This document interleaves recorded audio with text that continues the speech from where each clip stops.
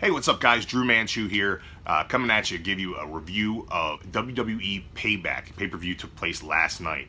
Just a couple weeks removed from the Superstar Shakeup, where the rosters of Raw and SmackDown were mixed and matched to give us some new matchups later on down the road. Now, this gives this pay-per-view a sense that there isn't a whole lot of direction here. We're wrapping up some loose ends from SmackDown feuds and from Raw feuds, and this isn't really a Raw-only pay-per-view. I got the overall feeling that this was not going to be a good show. Boy, was I surprised. Let's go ahead and kick it off with the first match, which was KO, Kevin Owens, the face of America, the United States champion, defending against Chris Jericho, Y2J. Drink him in, man. This guy is on fire. Everything he says is absolutely hilarious. He gets everything over. Kevin Owens is probably the most over heel that they have on the roster. These guys work great together, and ever since the collapse of the Festival of Friendship, they've worked great together against each other. And it's been fantastic. I've loved every little bit of it. Kevin Owens saved himself with his finger in the last match. Not so much in this match because Chris Jericho dismantled the Finger of America. And it was absolutely hilarious, while at the same time pertaining to a serious story between these two rivals. Corey Graves did a great job putting this match over. He does a great job putting every match over. Let's pause for a second and talk about Corey Graves. If you take Bobby Heenan out of the equation, Corey Graves is the best color man of all time, bar none. Nobody else comes remotely close. This guy is amazing. Back to the match. I was really surprised that Chris Jericho ended up going over with the Walls of Jericho, winning the U.S. title. Now he's a part of SmackDown, and I think it's just so Kevin Owens looks better on SmackDown because he's not going to lose the title to that roster. I think that Chris Jericho is going to be dropping the title in the four-way I think they've got coming up at the next pay-per-view, and then he'll go on tour with Fozzy. That gives opportunities also for Kevin Owens to move up and deal with the main event picture after Jinder Mahal runs his course. Overall, I dug the match. Big thumbs up on that. 2 thumbs up even. KO versus Jericho U.S. title match to open the show. Great show opener. These guys are great in the ring, and they do a great job. Next, we're going to move on to the Cruiserweight title match between the king of the Cruiserweights, Neville, and a double Austin Aries, the greatest man who ever lived. Now, Aries is on fire. He looked like $1 million in this match, and the booking was absolutely spot on to have Neville retain by disqualification. Aries gets the shine, Neville keeps the title, and it builds up to a bigger blow-off match at a bigger pay-per-view next month. I think that Aries is going to go over when we have that blow-off match. So I'm looking forward to that happening, and I think that this was good building the feud. And this, to me, was the match of the night, bar none, hands down. The Hardys versus Sheamus and Cesaro for the WWE Raw Tag Team titles. Again, Corey Graves has the line of the night when he calls Sheamus the Alabaster Gladiator. Perfect stuff. I think that the Hardys are in a holding pattern. WWE is in negotiations with Anthem Sports to buy the broken gimmick, to make sure that that is theirs, to give Matt Hardy the chance to do what he does best right now. In the meantime and in between time, he's still working the crowd the way he should. Jeff is doing what Jeff does, and it's solid in-ring stuff. As far as this feud between Sheamus and Cesaro, it hasn't really been a feud. It's been a mutual admiration thing with handshaking backstage, and a lot of people have been down on this, but I think this was the perfect way to set up the end of this match, where the Hardys go over, but we get a Sheamus-Cesaro heel turn. Perfect. This is what Sheamus needs to be. He needs to be a bad guy. Nobody wants to cheer this guy. He's a goof. He's awful. Make him booable. That's great. Cesaro can work any style. Heel, face, doesn't matter. The guy's brutal. He's great in the ring. And this is going to be a good thing. I like the way this match ended, and I like the way it worked. I think that this definitely gets a thumbs up from me. Now on to the Raw Women's title match. Bayley versus my girl, Alexa Bliss. This crowd was hot as hell. They were popping huge for Bayley in San Jose. She is a hometown girl. They were behind her 110%. This match was also amazing technically. Really great match, back and forth stuff. Bayley, when she took control, it was electric in that place. That place was on fire. But finally, Thank you, Jake. DDT, Alexa Bliss, your new Raw Women's Champion. The best Raw Women's Champion to date. And anybody who says, no, Charlotte, oh, Charlotte. Charlotte sucks, and I'm going to tell you why right now.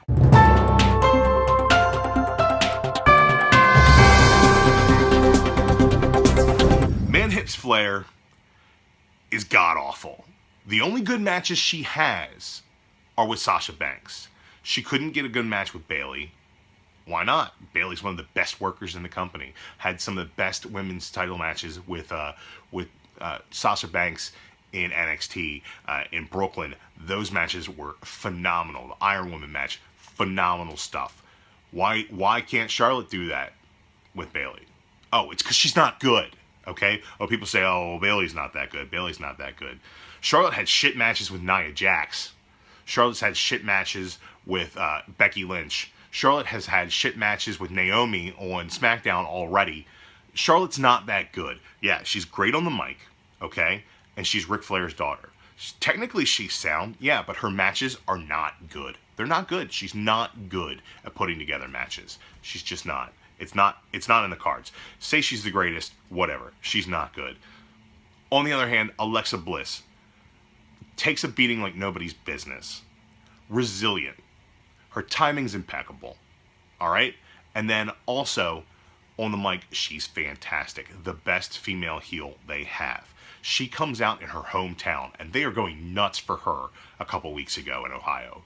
And with one comment, she shuts the crowd down, and they start booing. Her home crowd. One comment. Casual comment. Done. This girl is the perfect heel. You look at her face, and you think, man, what a brat. What a brat. You look at the rest of her, and you think, yeah, I'd put up with that. Next, we get the first part 1 of the House of Horrors match between Blandy Borton and Husky Harris. And let me tell you, this was not good. It was not good. It was bad. It was real bad. It was so bad that it's one of the best things that I think the WWE has done in a long time. So shitty that it's ridiculous. The fact that they added post-production sound effects to the punches and the kicks. Fucking why? Why would you do that? Why? And the cuts, the cameraman's shadow, all of it was just awful. It was just bad. It was real bad. And Randy Orton got a refrigerator dropped on him in a meth lab, and okay, that was that. What was that? All right, back to in-ring action, and we're going to see Samoa Joe take on Seth Rollins. And this match was pretty good. It was not anything to write home about, in my opinion. It was good back and forth between the two superstars. I think watching Seth Rollins since his latest knee injury is kind of, he doesn't move the way he used to. He's protecting himself, definitely, and he's not 100%. And it's kind of hard to watch, I'll say. I don't know if he should probably take some more time off, but, you know, he's doing his thing, and he's a great worker, and he's got a great passion, and I like seeing him work. And I think that Samoa Joe is one of the most intense performers that the WWE has, and they need to let him off his leash a little bit more.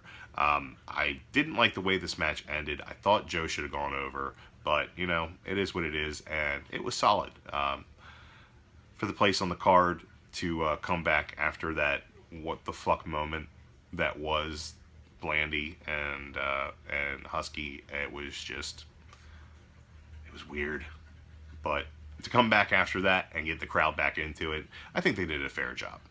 Oh, holy shit, here comes the limo. Bray Wyatt's back. He's at the arena. He's going to go to the ring, and then Randy's going to miraculously be there. Oh shit, they actually did that? Oh shit, Jinder Mahal was there? Oh shit, fucking Bray Wyatt went over? This is good for Bray Wyatt, and I'll tell you why. He's coming to Raw, and now he's got a win over Randy Orton, the champ on SmackDown, on his way in.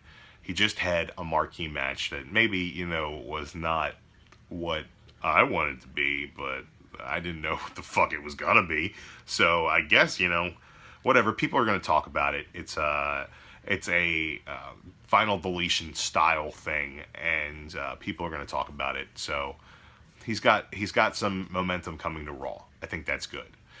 Randy Orton now has more heat with Jinder Mahal, so that's going to add something to their feud, especially since he has stolen the title. This guy is jacked to the moon, and he is ready to go. So let's give Jinder Mahal some heat going into this Randy Orton thing, sell that matchup, and then make Bray look good on his way out of SmackDown and onto Raw. So mission accomplished, but what the fuck was that? In one breath, the WWE wants to give you strong style. They want to give you reality-based mat wrestling. In the next breath, they're pulling this shit. So, I don't know. I was entertained. So, $10 well spent on my network subscription this month. Next, we get Braun. It's the Braun show. Braun Strowman is amazing. This monster, and I call him a monster because he's not a man. He's a monster that screams at what he wants and he gets it. And that is his character. He just screams at things. And then if he doesn't get his way, he smashes them. He is the Incredible Hulk, but not green. Okay? He is the screamer. This guy just screams at things. He finds a lady he likes. He just screams at her, Braun! And she's pregnant. There you go. He just screamed a baby into her. Hashtag scream babies.